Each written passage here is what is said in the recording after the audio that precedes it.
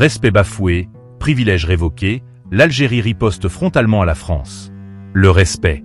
Voilà un mot qui résonne au cœur des relations internationales, mais qui, ces derniers jours, semble avoir disparu entre Alger et Paris.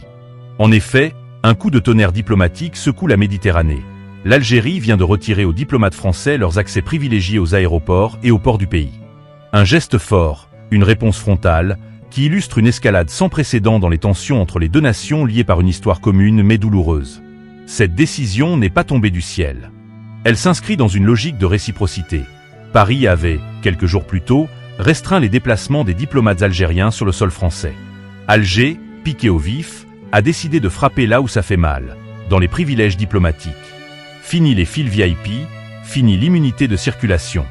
Désormais, les représentants français devront se plier aux mêmes contraintes que tout voyageur lambda en Algérie. Un passé colonial toujours brûlant. La crise actuelle ne peut être comprise sans replonger dans l'histoire. Car entre la France et l'Algérie, les blessures ne se referment jamais totalement. La colonisation brutale, les massacres, les humiliations et même les essais nucléaires français menés en plein désert algérien ont laissé des cicatrices profondes. Jusqu'à aujourd'hui, Alger réclame encore la liste complète des sites où la France a procédé à ces explosions atomiques, sans jamais obtenir de réponse. À cela s'ajoute un ressentiment latent. Malgré des décennies d'indépendance, beaucoup d'Algériens estiment que Paris continue de regarder Alger avec condescendance, dans une logique néocoloniale. Et cette impression de paternalisme est ravivée à chaque nouvelle tension. Les déclencheurs récents, expulsions, listes noires et scandales. La crise actuelle est nourrie par une série d'événements récents. D'abord, Paris a publié une liste noire de 800 personnalités algériennes, politiques, administratives, militaires, désormais interdites d'entrer en France. Un coup dur pour Alger qui voit une humiliation et une atteinte directe à sa souveraineté. Ensuite, un scandale d'enlèvement a mis le feu aux poudres. 3 ressortissants algériens, dont un employé du consulat, ont été arrêtés en France pour avoir tenté de kidnapper un opposant politique, Amir Bouhour, connu pour ses critiques acerbes contre le régime algérien. L'affaire a fait grand bruit, menant à l'expulsion de diplomates algériens. Un épisode digne d'un thriller qui a profondément dégradé la confiance. Ajoutons à cela le désaccord profond sur le Sahara occidental. La France soutient le plan d'autonomie proposé par le Maroc, tandis que l'Algérie appuie fermement un référendum d'autodétermination. Cette divergence alimente une rivalité régionale où chaque prise de position devient un affront. L'effet boule de neige, expulsion et refus. Les tensions ne s'arrêtent pas là. Paris a expulsé plus de 120 ressortissants algériens sous obligation de quitter le territoire, mais Alger a refusé de les reprendre. Motif: beaucoup d'entre eux sont nés en France, n'ont jamais vécu en Algérie et n'ont plus de lien réel avec le pays. Pour Alger, il est hors de question d'assumer la charge de personnes qui ont commis leurs délits en France. Une décision qui illustre un bras de fer permanent sur la question migratoire. Un climat d'escalade inquiétant.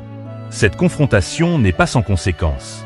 Elle reflète un climat de défiance mutuelle où chaque geste est interprété comme une provocation. Alger envoie un message clair: si vous bloquez, nous bloquons aussi. Paris, de son côté, campe sur ses positions, alimentant un cycle de représailles sans fin. Pourtant, les deux pays restent liés par des enjeux communs: lutte contre le terrorisme, flux migratoires, économie et coopération régionale. Mais dans ce climat empoisonné, le dialogue semble étouffé par les rancunes et les calculs politiques. Le Bénin, un contre-exemple d'apaisement diplomatique. Pendant que la France et l'Algérie se déchirent, d'autres nations africaines tentent de montrer une autre voie. Le Bénin, par exemple, a récemment invité le Mali et le Niger à participer à la célébration de son indépendance, dans une tentative de rétablir des relations diplomatiques avec des pays voisins jusque-là en froid. Ce geste symbolique contraste fortement avec l'escalade algéro-française. Et maintenant, la question demeure: jusqu'où ira cette confrontation ? La France et l'Algérie peuvent-elles réellement se permettre une rupture totale alors que leurs destins sont si imbriqués ? Ou sommes-nous en train d'assister à une fracture irréversible dans une relation déjà fragilisée par le poids du passé ? Une chose est sûre, cette crise diplomatique n'est pas qu'une querelle de privilèges. Elle est le reflet d'un rapport de force plus profond, où le respect, ou son absence, reste la clé. Et vous, pensez-vous que l'Algérie a eu raison de révoquer ses privilèges face à la France ? Ou estimez-vous que ce bras de fer ne fera qu'aggraver une relation déjà empoisonnée ? Abonnez-vous pour ne rien manquer de l'actualité.